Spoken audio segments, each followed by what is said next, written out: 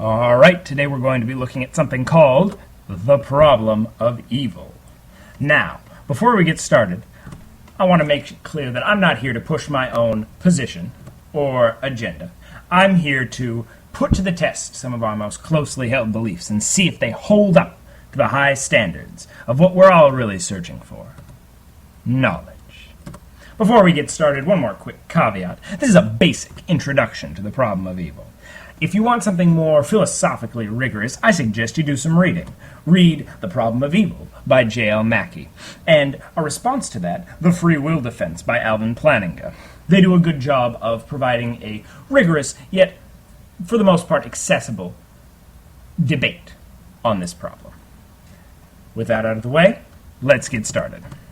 Now, what we're doing here is we're testing beliefs. We're testing closely held beliefs, and today we're testing one of the biggest ones of them all: the belief that God exists. The problem of evil is going to help us see if this belief can hold up to the high bar of knowledge that we set. Not do we want to believe God exists, but can we know that God exists? Before we go, we need to know who this is a problem for. This is a problem for people who believe in God. But this is a problem for people who believe in a specific kind of God. It's a God that is omniscient, or all-knowing, omnipotent, or all-powerful, and omnibenevolent, or all-good. If this God isn't your God, this isn't your problem. Now, there are two versions of the problem of evil that we're going to be looking at: the logical problem of evil and the evidential problem of evil. The logical problem of evil is generally considered more philosophical, but it packs a bigger punch. It's a little harder to grasp for everyday person, but it's more powerful to the rational mind. The evidential problem of evil, on the other hand, is more convincing, usually, to people. In fact, it's convinced a lot more people than the logical one has. But it's less powerful when it comes to actual philosophical power. Someone who really believes in God can get out of the evidential problem fairly easily. All right? Okay. We'll start with the logical problem. The logical problem states that there are 4 inconsistent propositions that we hold to be true. Inconsistent propositions means that they can't all be true. So we're going to have to get rid of one of them. So, what are those 4 propositions? They are: God is all-knowing. We read about that earlier. If you believe in a 3-O God, omniscient, omnipotent, omnibenevolent, you believe that God is all-knowing. So you're on board so far. God is all-good. Uh-oh. Omnibenevolence. We're already there. Guess what number 3 is? God is all-powerful. So, what is the mysterious number 4? It's the place that the problem gets its name. It is evil exists. The idea being that if there were an all-good, all-knowing, all-powerful God, that God would stop evil from existing. Let's look at an example to see how this works. So, you have a murderer, for example, and let's give our murderer a knife. And this murderer is going to do something to this victim. I think we all know what's going to happen. But this evil, I'm sure we would all consider this evil. If you wouldn't, put something you would consider evil in there. Would be, by an all-knowing, all-good, all-powerful God, stopped, right? God would come in, unleash the hand of God, and the evil wouldn't happen. But that doesn't happen, we know. Evil exists. So, supposedly to get out of this argument, there are some escape routes. 5 to be specific. You can say that God is ignorant.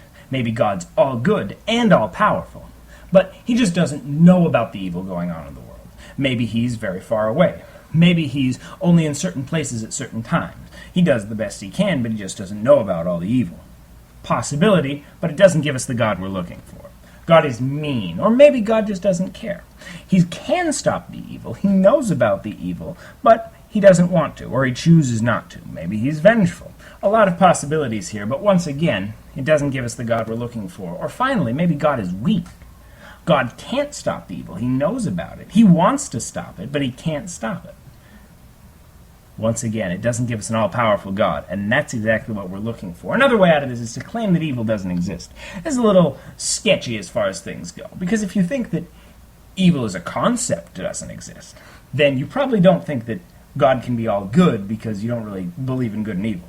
And if you're to claim that evil doesn't happen in the world, well, I want to see your definition of evil. That's a little sketchy as far as escape routes go.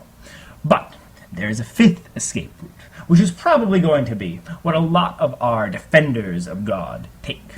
And that's, they are not inconsistent. In fact, that we can hold all four of our premises, God is all-knowing, God is all-good, evil exists, and God is all-powerful, together without committing an inconsistency.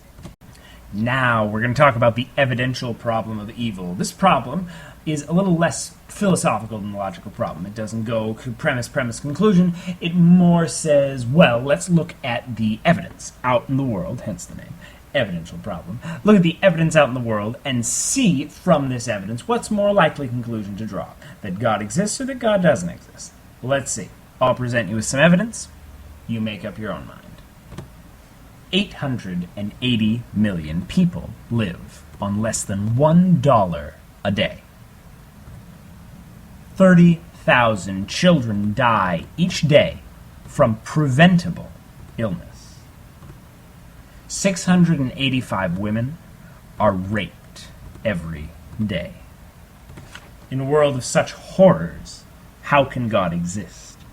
The idea here, of course, is that if you have seen the horrors that go on in this world, or if you suffered great trauma, you might come to conclude that no God could allow such a thing to exist. The only conclusion you can draw based on the evidence is that God does not exist. On my count, there are 3 places you could have ended up after all of that argument. You could say, despite the problem of evil, God still exists. You could say that the problem of evil has convinced me. I believe God is dead, God does not exist. Either of these positions, however, I think it's unsubstantiated in some ways. God exists, we haven't really had an argument for God's existence. And if the problem of evil has done anything, it's called into doubt God's existence. On the other hand, God is dead. I'm not so sure, because while the problem of evil has given us a pretty strong argument for a specific kind of God, it hasn't given us an argument against all gods, nor has it resolved the little concern we mentioned earlier about what if we can find a way to show that those 4 propositions aren't inconsistent. In fact, Plantinga does a good job of attempting to in our next video. So, what I would say, our only option here to stay irrational is to suspend judgment. In other words, to say, God might exist, God might not exist. One way or another, I don't have enough information for either of those beliefs to rise to the level of knowledge. I'll leave you with a quote from David Hume that fairly succinctly sums up the problem of evil. Is God willing to prevent evil, but not able? Then he is impotent. Is he able, but not willing? Then he is malevolent. Is he both able and willing? Whence then is evil? If you enjoyed this video, you'd like to see more, or you'd like to put some of your own beliefs to the test, please watch some more videos and visit Carneades.org. Stay skeptical.